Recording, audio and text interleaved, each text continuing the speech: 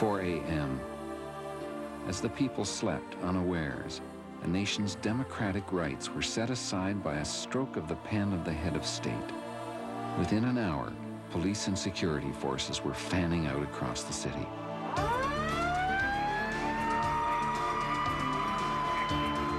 In the pre-dawn darkness, they had their orders. Bring in the suspects.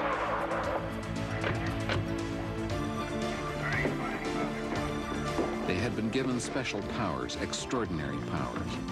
Powers that allowed them to break in, to ransack, to confiscate anything, arrest anyone. They were carrying out the new orders of the land. Those are not scenes from some melodrama set in Eastern Europe or a Latin American dictatorship. They represent things that happen here in my country, Canada. I woke up in amazement one morning in the autumn of 1970 to learn that there were armed soldiers patrolling the streets of this city, Montreal, and Quebec City, and Ottawa. And when the orders went out, more than 450 people were rounded up without charge, without warrant, without explanation, without bail. How could that happen here in peaceful, democratic Canada? Well, this was a response to events in Quebec after a decade of agitation by a growing movement to take this French-speaking province out of Canada. Chronic tension, visible anger, sporadic violence. And suddenly, kidnap, a local politician and a British diplomat snatched by self-styled revolutionaries. The federal government reacted with an old, half-forgotten legislative bludgeon called the War Measures Act. It's not unusual for the state to send in troops and make a show of strength in an emergency, real or invented. But in my country, when a government wants extraordinary powers, it has to come in here into the Parliament of Canada and ask the permission of the people's representatives. And at that point, it's the job of the opposition to challenge that request, to oppose. When the government said, we wish to suspend certain fundamental civil liberties, democratic civil rights that have been fought and bled for over the centuries, by the way, the opposition should have been screaming to the government, justify it, show us the evidence, tell us why. And the government said, if you knew what we know, trust us. And they did. With a few noble exceptions, the official opposition of the Parliament of Canada went along. And most of the media went along, and 80% of the people of Canada went along. And at that point, I began to ask myself some questions. Are those democratic civil rights just a luxury for the good times? What are the conditions necessary for democracy? And what is it that people mean when they say that word, democracy? The search for an answer to that question has taken me through more than 30 countries around the world. And the record of that odyssey is this television series.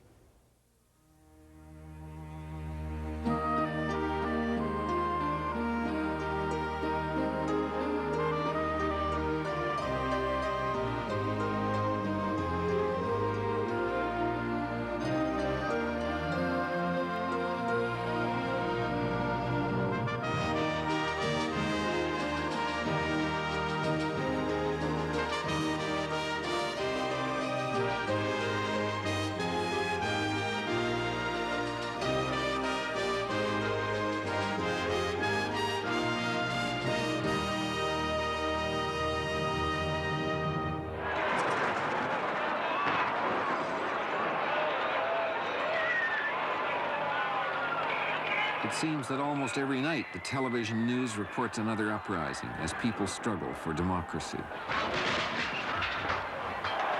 The word has come to mean so much. Freedom, hope, the end of tyranny. We are just sick and tired of military government since a long, long time. We watched in hopeful fascination as the people of the Philippines threw out a tyrant, a strongman, and called for the return of democracy. When the fighting started, Marcos's live news conference was cut off. Any of the propaganda lies Channel 4 is on the air again to serve the people. I'm willing to die for Filipino democracy. But what do they mean when they use that word, democracy? Democracy? Everybody, don't matter what your colour is, your creed is, you all get a say in what goes on. I think democracy is freedom for everybody to be able to demonstrate, to be able to express their opinions, to be able to be treated equally in a society, whatever your colour, whatever your sex, whatever anything. What's democracy? Well, the pedant in me says that's very simple. It's exactly what the word means, etymology. Ruled by the demos, by the people. That doesn't tell you anything. But after that, you get into a tremendous complication as to what form of rule, which people, and so on. But the basic conception, which was the Greek conception, was, and that's the Protagoras story, the people themselves make the decision. Democracy. الكلمة هي It has been construed to be a Greek word, but originally it is an Arabic word from two parts. Demo, which in Arabic means the continuation, تعني chairs. and krasi, it is the chair. شعب يعني برضو باليونانية حولوا إلى كلمة شعب ديمو. And so therefore the continuation of the people on the chairs of power is democracy. Most of us, stick to Abraham Lincoln's definition of democracy, government of the people, by the people, for the people. Democracy here, which claims to be for the people, by the people, and for the people, I think, again, is an illusion. It all depends on what kind of money he has. It's more, in my mind, to say it's by the money, for the money. Freedom, you always do what you want to do. Nobody tell you what to do, when to do it, how to do it, A lot of different notions out there. But I think they're all talking about the same thing, finally, power. I think democracy is about power, about who has the power in the end. Not the state, not some strong man, but the people. And I believe that when the world was young, the democratic impulse was already there. The first people, slowly inventing language and other tools, grew up deciding things together, sharing food, knowledge, power. But then, as people settled down and staked out territory and built protective walls because some had more than others, then power over land and livestock led to power over people, and the strong ones took the power, and the weaker ones deferred. Most of the early history that I was taught about civilization showed that democratic impulse being suppressed, held down by the strong ones, the tyrants. But there was one brief, astonishing interlude when the democratic impulse was forged incandescently into democratic politics. Athens, 508 BC.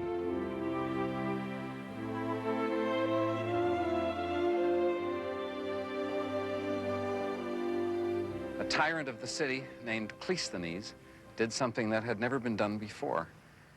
What he did was to take the men of the city-state of Athens, the men who sailed the ships, and tilled the soil, served the wine, and cobbled the shoes, and herded the sheep, and organized them in a radically different way so that they, the citizens, would be sovereign. They would have an assembly. No law could be passed in the city-state of Athens without the consent of that assembly. It was the first time in the history of the civilized world that power had passed into the hands of the people. It was the birth of democracy. But it would be a very short life. And today, in the land where the bells of political democracy began to peal again after more than 2,000 years of silence, these American students have never known a time without democracy. Is this a problem for other people? Yes. Use consensus not to bring up people? Yes. Yes. They should be natural Democrats, but their teachers say that democracy has to be taught. When people are coming back from lunch, everyone's fooling around. Is this a problem for other people? No. No. They're stirred up, yes. And so they have sessions on democratic problem solving. Problems that used to be solved by the authority figure, the teacher. We feel like doing it. I think it's because someone from the cafeteria or someone just starts fighting, and then someone else says, oh, this looks like fun, and it gets into it, and another person does the same thing, and everybody comes back killing each other, punching, and getting into fights. Matt, I think the biggest problem that sets everybody on fire is that when we're coming back, somebody, just gets a little bit fooly around you. The children initially like very much for us to solve the problems for them. They're used to it. It's happened all through their school careers and probably all through their lives that adults have solved their problems. We're asking them to solve their own problems, which is a much more difficult skill. It's kind of a lot of work to do this, and it would be nice for them to do all the work, but it kind of feels a little grown up to do it. If I have a problem at school, I tell it to my mother, and she sometimes tells it to my father, and like at night about sometimes 8 o'clock, 8:30, I'll go into their bedroom and we'll all talk about it, and we'll tell each other our problem, and we'll ask each other what we'll do about it, and we'll see if we have consensus about it. I know there are a lot of comments, but are there any suggestions? Well, They're very self-centered children. They're children. Their interests are the most important thing, and it's very clear that unless we impose on them a structure, it would continue to be that way. Certainly in 9- and 10-year-olds, it's clear that democracy is not innate. Do we have consensus for staying for recess? No. Do we have consensus to cross it out? Yes.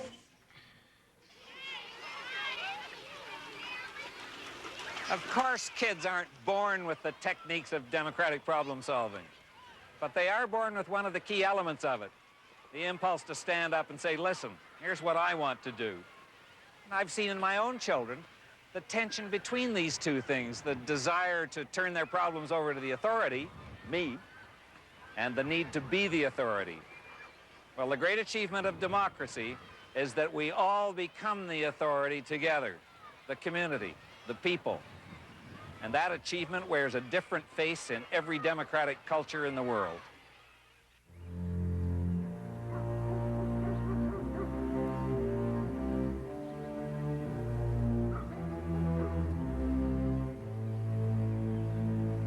This wall divides two radically different forms of government.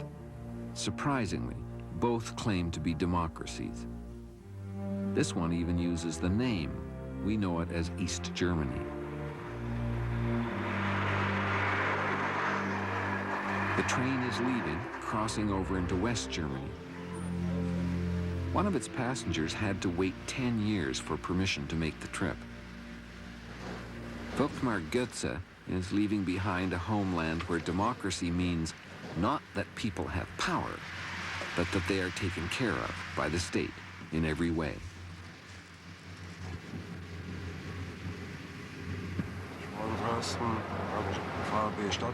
He says he has no regrets. He didn't like the system in the East. He drove a sanitation department truck in Dresden, and he hopes to find a similar job in the West. But it may not be so easy here. Some refugees call it, ruefully, coming into the cold wind of freedom.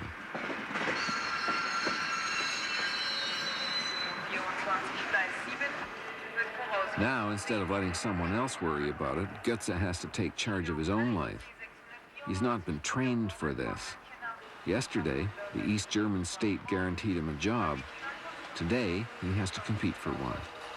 Yesterday, he could travel only with state permission, read only what the state allowed, buy what the state made available.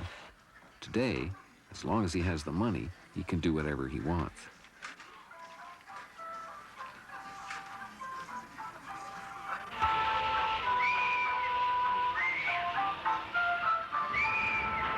Even the amusement rides are different. Goetze is used to the bumper cars in East Germany where you drive in orderly circles and you do not crash into your neighbor. In the prosperous, glittering Western democracies, freedom of choice in your life or your politics is taken for granted. But here in Peru, where we came to watch a fragile young democracy struggling with its poverty, Election Day brings armored cars into the streets in this democracy under fire. They need the armored cars and soldiers with automatic weapons to protect the voters from a bizarre Maoist Inca Marxist group of terrorists, the Sendero Luminoso, who blow up polling places and murder election officials. The Senderos say that electoral democracy is a sham. Sendero sostiene de que la democracia proletaria. Their lawyer told us that they have a different meaning for democracy, something that will become operational through armed violence. She says it's been a 6-year people's war. This shantytown near Lima is a product of that so-called People's War. Refugees, many of them orphan children, have fled their lush green valley homes for this parched slum to escape the killing grounds of the conflict between the Sendero Luminoso and the equally brutal government anti-terrorist squads. Y nuestro pueblo, el helicóptero ha venido, los indios reunidos, los comuneros, y a una plaza y acusan terroristas. Y torturan y masacran y me traen en presa, yo y mi camarada. Pero yo no he sabido nada. Nuestro pueblo, nuestras casas, todos nuestros animales, todo desaparecido. Y así estamos, situación estamos pasando, pero no hay las pobres, no hay justicia. They are the victims. For them, there is no struggle for democracy. There is only the struggle to survive. When they first came, they told us how they were treated. Most of them, their parents were in jail or killed or missing. The drawings the children make are nightmares of their past. A skull, strange, angry symbols. A cemetery. 6 months ago, they didn't want to read, to speak. They just were silent. They were frightened.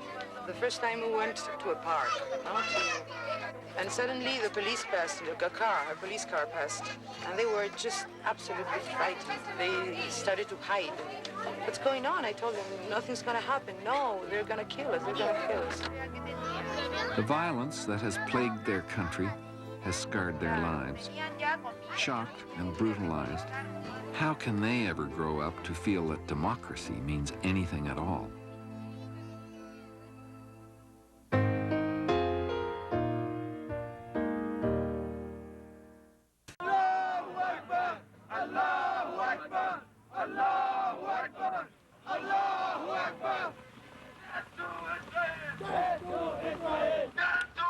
The right to demonstrate against the powers that be is one of the hallmarks of democracy. These people know they have that right here in Canada, but do they know how new these liberties are? And do they know how much it costs to win them? The pages of history are full of the enemies of democracy.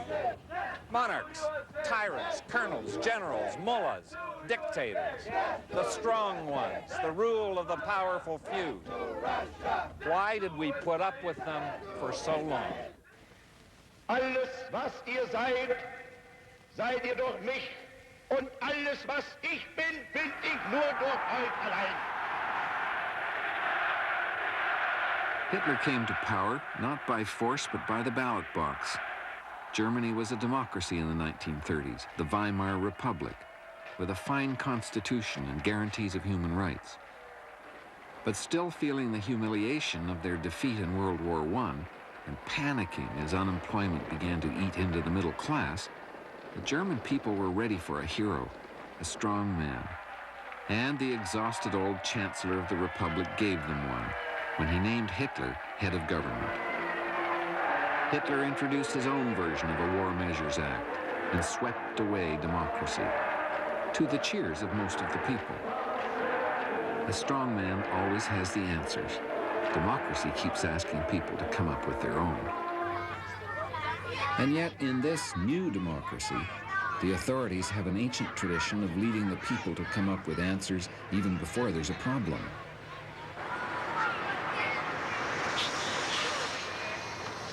These children of Kashiwazaki, Japan, have come to visit the town's enormous new nuclear reactor that's being developed here by the Tokyo Electric Power Corporation. It's Sunday morning at the end of what's known locally as Thank You Tokyo Electric Power Week. And the Kashiwazaki Chamber of Commerce has arranged with the power company for a group of potentially influential citizens to come out to the reactor site and celebrate this regional national treasure on paper. But there's a puzzle here. This is earthquake country. It's also downwind on the fallout path from Hiroshima. And yet industrial and government authorities have been able to start up a nuclear reactor here without setting off a storm of terrified protest. How can that happen in a democracy that was born out of nuclear fire?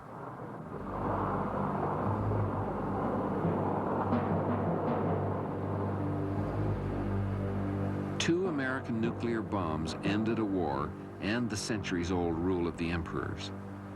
Japan passes another democratic milestone as Emperor Hirohito faces the Diet to proclaim Japan's new constitution. Japan's defeat in World War II resulted in democracy being forced upon it, with a constitution written in English, taking nothing from Japan's own culture. It's a culture that looks strange to Western eyes, and nothing stranger than something called amai. No other language has a word quite like amai. Citizens of Japan not only expect that someone superior will worry about them and look after them, they expect this as a right. That's part of what amai means. It begins in the family. As head of the family, Mr. Kawakami takes on all their responsibilities. That's what superiors do. They give him all their love and loyalty. That's what dependents do.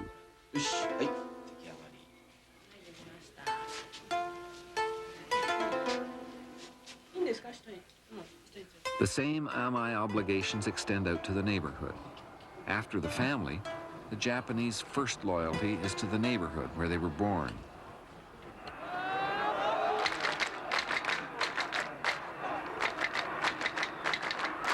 And at the Sanja festival, people flock back to the neighborhood and jostle for the honor of sharing their loyalty by supporting their shrine.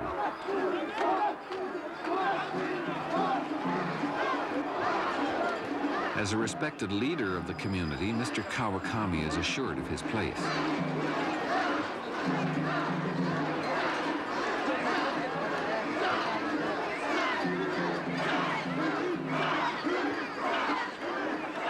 I was learning that hidden beneath the surface of festival and family and office and factory is this seldom discussed force, amai, which no one understands better than the big corporations like Tokyo Electric. Before they even began construction on the nuclear plant, the company had to build a foundation of consensus among the local people. And one of the most important sections of the Kashiwazaki community are the women. Traditionally the silent citizens of Japan, the women exert their influence through the family whose purse strings they hold.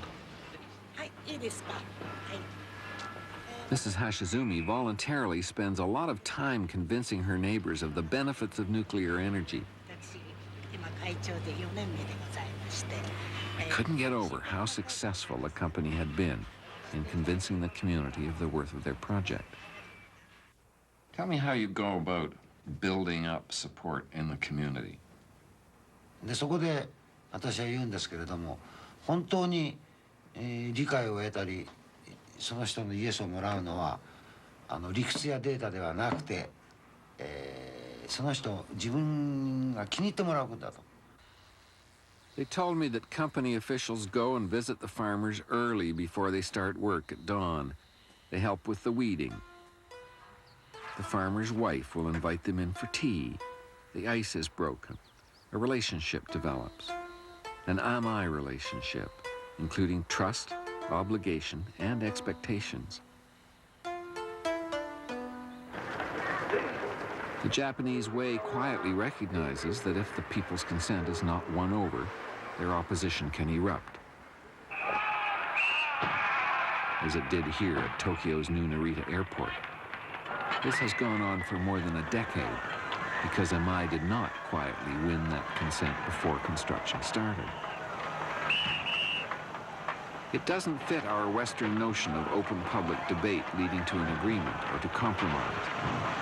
But it does contain that one essential element of democracy, a recognition that power resides with the people.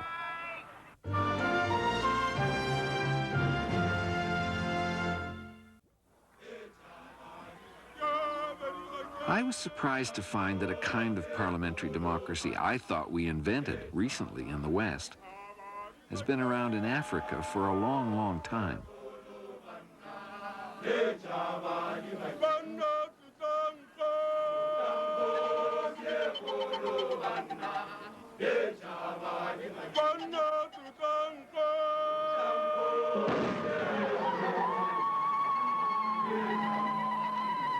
The village of Mochudi in Botswana.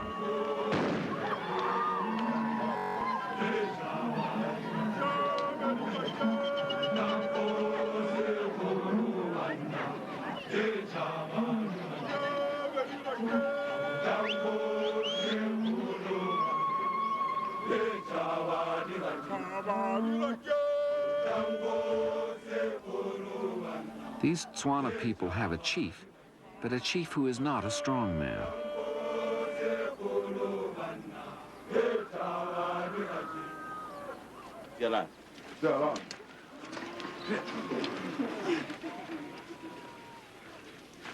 Lynchway II is treated with the respect and reverence that's due to a powerful traditional chief. But these people know that they also have power. Lynchway II may be their chief, but only as long as they want him to be. Our saying in Tswana is that Khosi ke Khosi ka batho, which means the chief is the chief because of his people. Now, as we can see, really the chief is, in modern language, we can say he's primus inter pares. Primus inter pares, that's an old Latin expression for first among equals. But Lynchway II is a modern international figure. He has served as Botswana's ambassador to the United States and Canada. Now that he's back home, he deals not with international crises, but with local disputes. To the villagers of Mochudi, Lynchway II is both a father figure dispensing sage advice and a judge dispensing justice.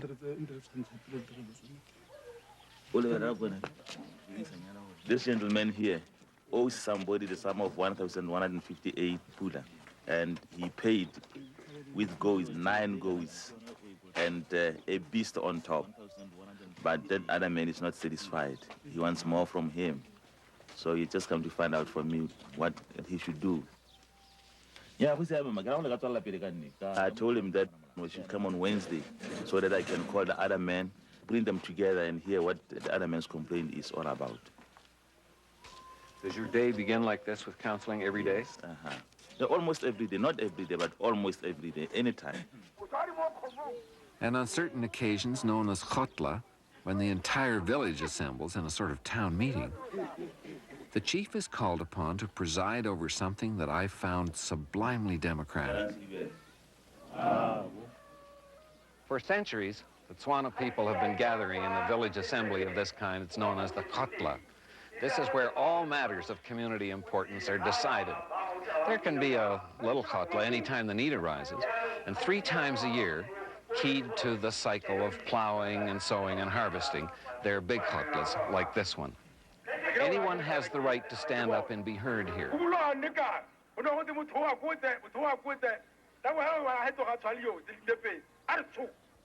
You don't have to understand the Setswana language to quickly realize that there's none of the deference and kowtowing usual when an ordinary person deals with a strong man.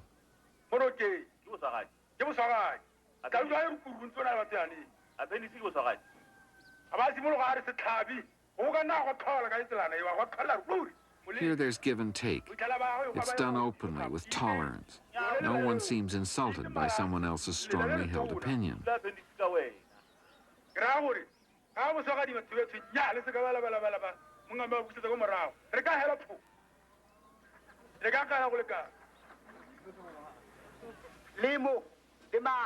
The elders are upset because there's a proposal to change a traditional funeral custom.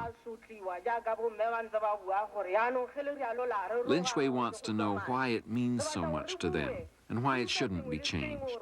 They'd already changed another old custom, not allowing women to speak at the kotla.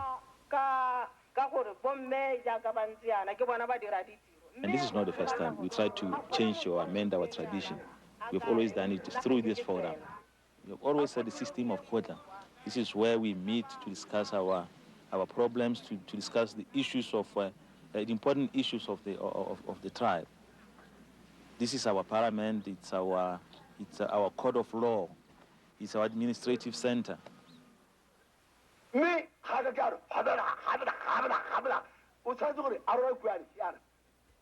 The discussion will go on for 2 more days until all have said their piece.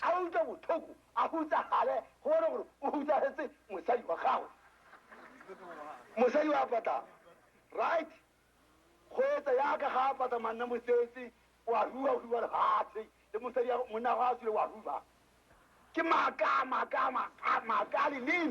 And in the end, they'll come to a compromise. The elders will be permitted to continue in the old ways. Everyone else will follow the new. It reminded me a lot of the democratic compromises we make in Canada.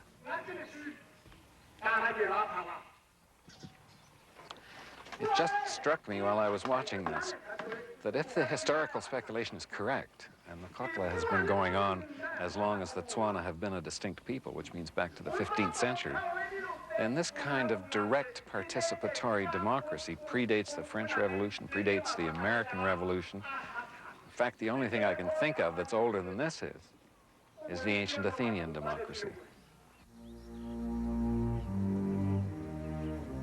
Throughout most of my life, I have associated this remarkable site with the essential idea of democracy.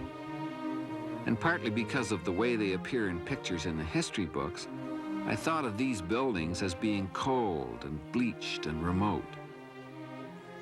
I began to get the idea that the ancient Greeks who invented democracy must also have been an austere, difficult, cold, not very interesting people. Well, since then, I've been learning a few things. First of all, about the buildings. When they were new, they were trimmed with brilliant slashes of scarlet and gold, blue and yellow. And this whole area of the Acropolis, which simply means the peak of the city, the high point of the city, was populated with statuary that was not that white, eyeless stuff we see in the history books and the museums. These statues were painted lifelike, super lifelike. And their clothes were painted more gaudily than some of the stuff you see on the tourist stuff here today. The average price that you'd have to pay to buy a human being in those times would be 170 drachmas. They were made of silver in the ancient times, and they had on them the representation of an owl. That was the emblem of ancient Athens, as a matter of fact. They come from all over the world. The guides use words and names of political institutions and people that we feel we should know, even if we don't. Parthenon, Pericles, Plato, Socrates, ostracism, politics, and democracy. But what most of the tourists don't know is that where the ancient Athenians lived their democracy on a daily basis, with passion, humor, good or bad, was not up here on the heights of the city. But down there, in what we'd call the city center, and they called the agora. That's a word that means I gather. And that's where they did gather, to buy and sell and argue and be entertained by performances and music and by philosophers. I think mostly by their own talk.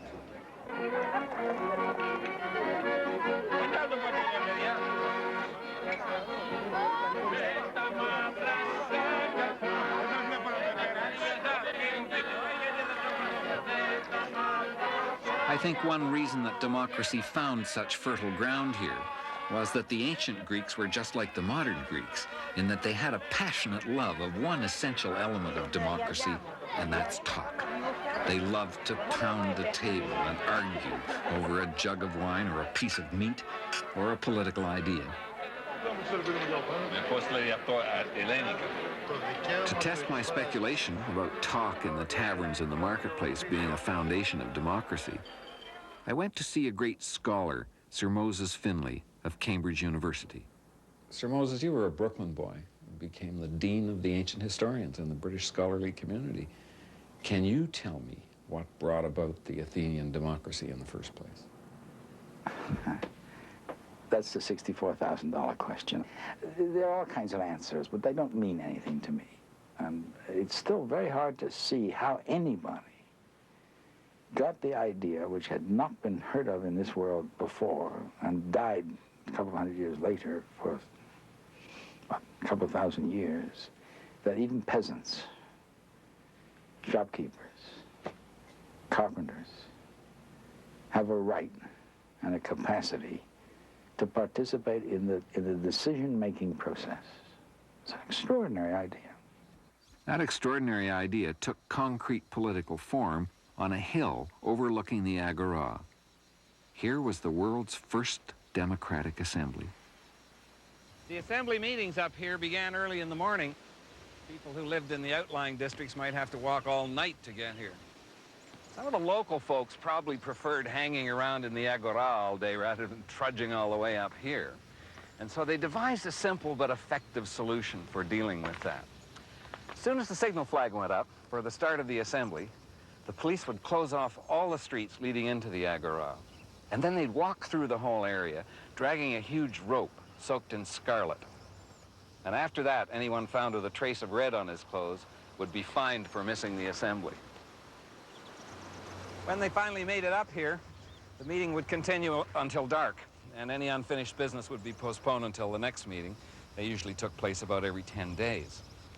Things got underway here, first with sacrifices to the gods, and then with a curse upon anyone who would deceive the people, which is kind of an interesting reflection on the practices of modern governments. And then the herald would proclaim, "Who wishes to speak?" Anyone who was qualified to be here in the meeting was qualified to come up on this rock and speak. And come up here and speak they did. They talked about war and peace and alliances and religious observance and conferring honors upon fellow citizens and how much tax the prostitutes should pay. We're dealing with a system here in which the people who are the citizens, who are a minority of the population, there's no use pretending otherwise, not only vote every so many years or whatever for who holds office and who runs the parliament and so on, they actually make the decisions on matters of policy themselves. The Athenian Assembly, which is a sovereign body, is open to any Athenian citizen who is not barred because he's in debt or has committed a crime or whatever, who chooses to go that day. And on that day, he is a member of the Sovereign Assembly and votes on any issue that may come up. He could vote himself to go to war. He can vote, well, if he votes to go to war, he's voting himself to go to war most of the time. Everybody in that room, or it's not in a room, it's out of doors, is doing, 8,000 people, 10,000, whatever the number is voting, does he march off next month? It's not a matter of sending Parliament voting to send 20 million other people. And the same thing's true if they vote taxes. They're voting to tax themselves. And this is a very tricky, psychologically, a very tricky thing for us to contemplate because we don't have this system.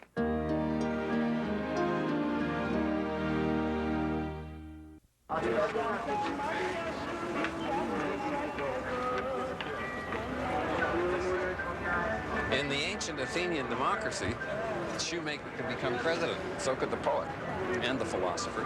Here's how it worked. Your name was drawn by lot. There weren't any elected officials except for some technical experts like the generals of the army or the head of the waterworks or the treasurer. Everybody else, it was like drawing your name out of a hat. And depending on the job you were drawn for, you could serve for as much as a year or as little as a day. The president of the assembly served only for 1 day. And once you had the job, you ran the city, whether it was managing road repair or supervising the courtesans or making sure that the night soil collector dropped his load far enough away from the city. There were no departments of government, no civil service, no bureaucracy. But the citizens did have to pay taxes, partly to build these marvelous temples. In the beginning, there was opposition to them, but the people were finally persuaded by a remarkable man, Pericles. Pericles had a vision of a city governed with tolerance, law, virtue, and beauty. And through his efforts, that vision became reality in the city of Athens. This is an unpaid leadership. There are no offices for them. And Pericles maintains his hold on the population by a day-to-day performance. He has no authority other than what he can persuade them to do. They say that more than any other Athenian, Pericles made the democracy really democratic, because he persuaded the assembly to take this radical step of actually paying people to take part in government. Before Pericles, the poor couldn't afford to take the time to serve on the juries, or be magistrates, or collect taxes and sit on committees. Only the rich could. But with Pericles' reforms, ordinary folk of humble means could now play a significant part in the administration of their own city-state. Not everybody in Athens was happy to see the cobbler and the small farmer and the fisherman sharing power with the elite. One practitioner called it a form of acknowledged insanity. And another prominent Athenian said that it gave the impression of a city ruled by a stupid, ignorant mob. That prominent Athenian was Plato. Plato was the man who gave the world the idea of the philosopher king. Plato didn't trust the people. He thought it was too bad that you couldn't tell the slaves from the free men. He despised the Athenian democracy. What he preferred was the discipline and efficiency of an entirely different kind of city-state, one called Sparta.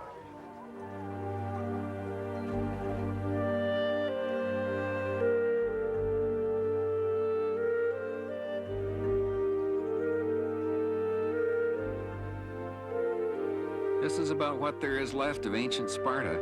No elegant statues or majestic temples here. And as far as we know, there never were. The arts of this nation-state were the military arts.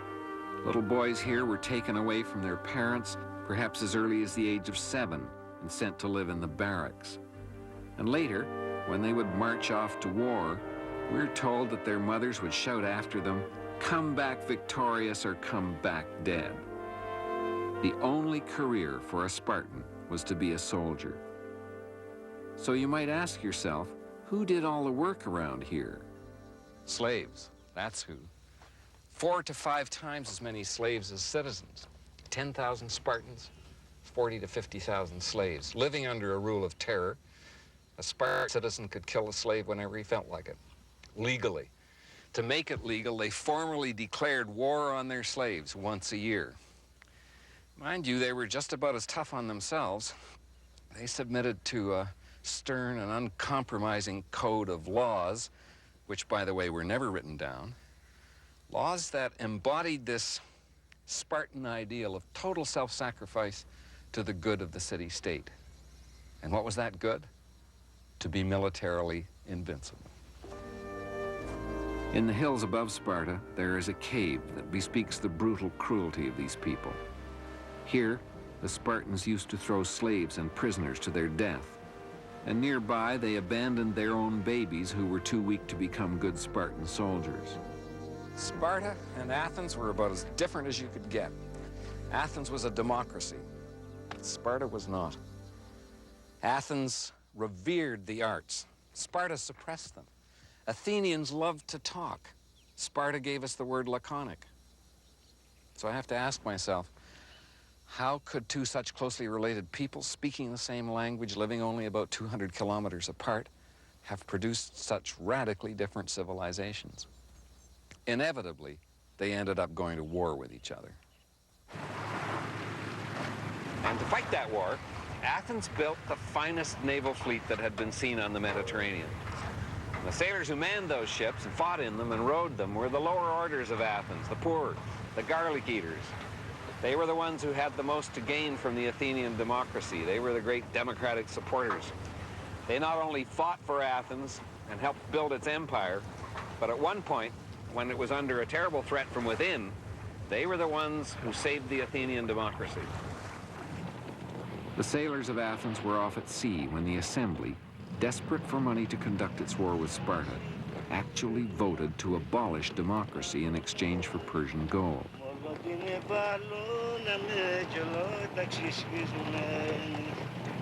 When the sailors found out, they stormed back to the city and restored democracy.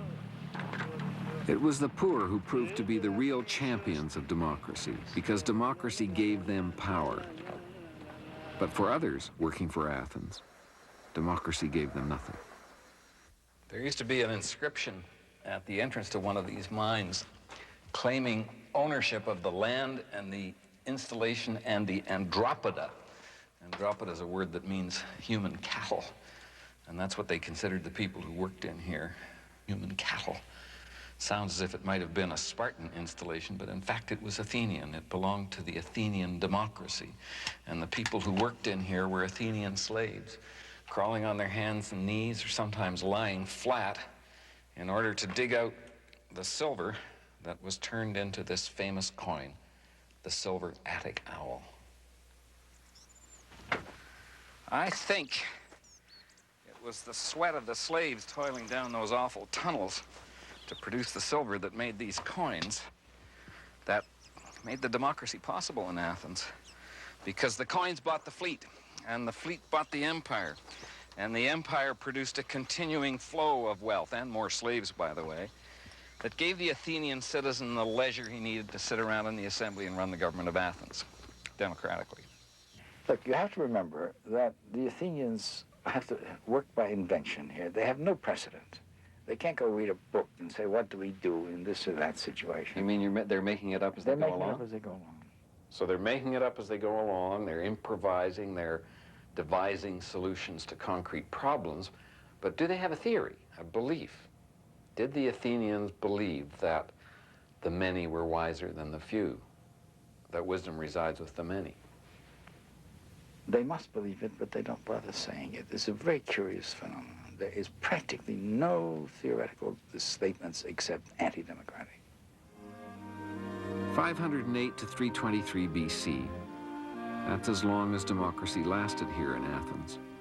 It was destroyed by conquest, finally, by two strong men from the north, Philip of Macedon and his son Alexander the Great.